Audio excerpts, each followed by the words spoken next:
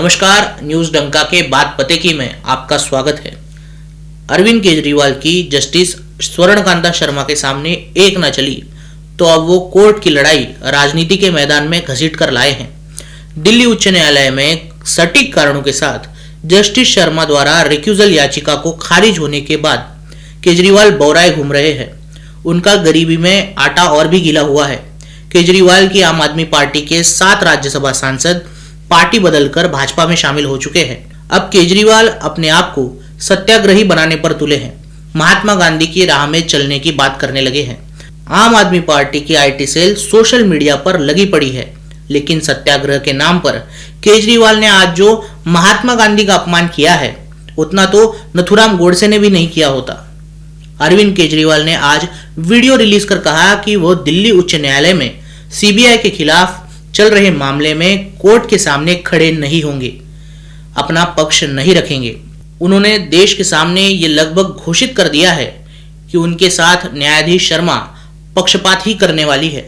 उन्होंने कहा है कि मैं इस निष्कर्ष पर पहुंचा हूं कि इस अदालत में चल रही कार्यवाही न्याय के उस मूल सिद्धांत पर खरी नहीं उतरती जिसमें कहा गया है कि न्याय केवल होना नहीं चाहिए बल्कि होता हुआ दिखना भी चाहिए।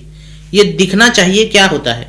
क्या केजरीवाल चाहते हैं कि उनके कोर्ट में आते ही उन्हें जज अपने पलकों पर बिठाए, सॉलिसिटर जनरल को कोड़ों की सजा दी जाए और सीबीआई अफसरों को बीच चौराहों पर टांग दिया जाए? क्या केवल वही जज न्याय दिला सकते हैं जिन्हें केजरीवाल पसंद है या जो केजरीवाल को पसंद करते हैं? उन्होंने बार बार जज शर्मा पर अखिल भारतीय अधिवक्ता परिषद के होने का दावा किया है। उन्होंने बार बार कहा है कि जज शर्मा के बच्चे सरकारी वकीलों के पैनलों का हिस्सा है, इसलिए जज शर्मा उनके हक में फैसला नहीं सुनाएंगी, इसलिए जज शर्मा को केस छोड़ना चाहिए। ये दोनों दावे खोखले हैं, देश की आंख में धूल झोंकने वाले हैं। सत्याग्रही केजरीवाल को इतना तो पता होना चाहिए था कि बापू को उनका झूठ अच्छा नहीं लगेगा। अधिवक्ता परिषद में देश के बहुसंख्य न्यायाधीश शामिल होते हैं। बहुसंख्य न्यायाधीशों के परिजन वकालत करते हैं। इनमें से कईयों के बच्चे देश भर की राज्य सरकारों के विभिन्न पैनलों से जुड़े हैं।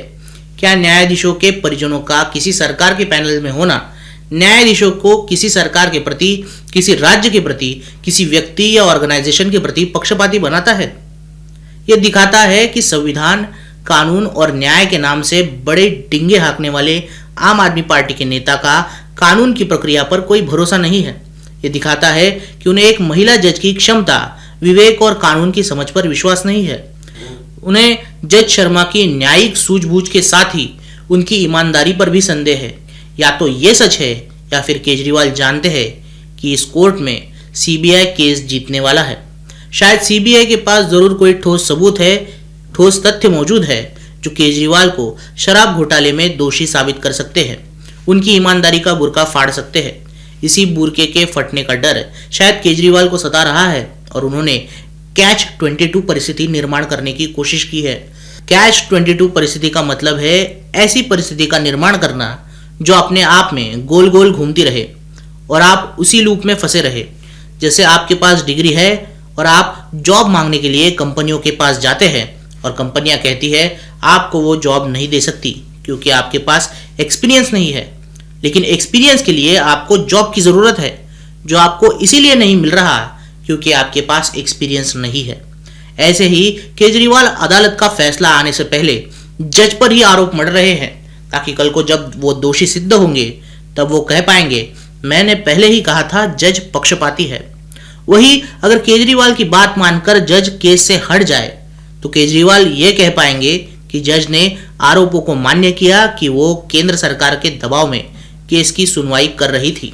ये परफेक्ट कैच 22 परिस्थिति है जिसे जस्टिस शर्मा ने कोर्ट में चुनौती दी और केजरीवाल की याचिका खारिज की। अपनी ही जलेबी में फंसे केजरीवाल अब गांधीवाद की आड़ ले रहे हैं, कानून की अपनी परिभाषा बताने लगे हैं। पार्टी की राजनीति पर अगर गौर करें तो राज्यसभा में आम आदमी पार्टी के बहुसंख्य सांसद भाजपा में शामिल हो चुके हैं। बजाय इसके कि आम आदमी पार्टी की मीडिया और आईटी सेल राघव चड्ढा समेत 7 सांसदों को टारगेट करे, उनकी पूरी टीम दिल्ली उच्च न्यायालय में केजरीवाल के समर्थन में उतरी है। पूर्व मुख्यमंत्री आतिशी मार्लेना, संजय सिंह, पंजाब के मुख्यमंत्री भगवंत मान, मनीष सिसोदिया सभी केजरीवाल के बचाव में उतरे हैं। केजरीवाल का उच्च न्यायालय में वकील ना भेजना या कोर्ट में खड़ा ना होना सत्याग्रह का मार्ग बताया जा रहा है। केजरीवाल अब अपने आप को महात्मा गांधी की राह में चलने वाला दिखाने लगे हैं। बता दें कि महात्मा गांधी शराब के धूर विरोधी थे। वो भारत में गरीबी का सबसे बड़ा कारण शराब को मानते थे। गांधी जी की शराब के खिलाफ कही और लिखी बातें आज भी प्रसिद्ध है। गांधी जी ने कहा था, उन्हें अगर एक दिन के लिए डिक्टेटर बना दिया जाए तो वो देश भर के सभी शराब खाने बंद करवा देंगे।